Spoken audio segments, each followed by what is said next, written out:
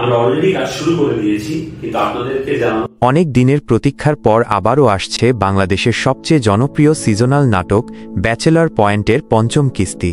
ইউটিউবে আপলোড করা ব্যাচেলর পয়েন্টের 4টি সিজনই দর্শকদের মধ্যে ব্যাপক সাড়া ফেলেছিল।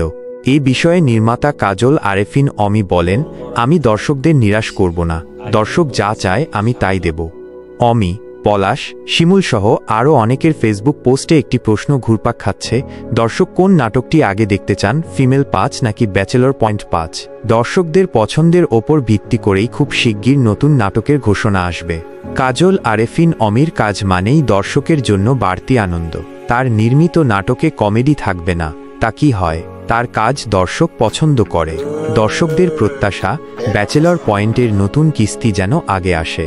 আশা করা যায় কাজল আরেফিন অমি খুব তাড়াতাড়ি দর্শকদের জন্য ভালো খবর নিয়ে আসবেন। এই বিষয়ে আপনার মতামত কমেন্টে জানাতে পারেন।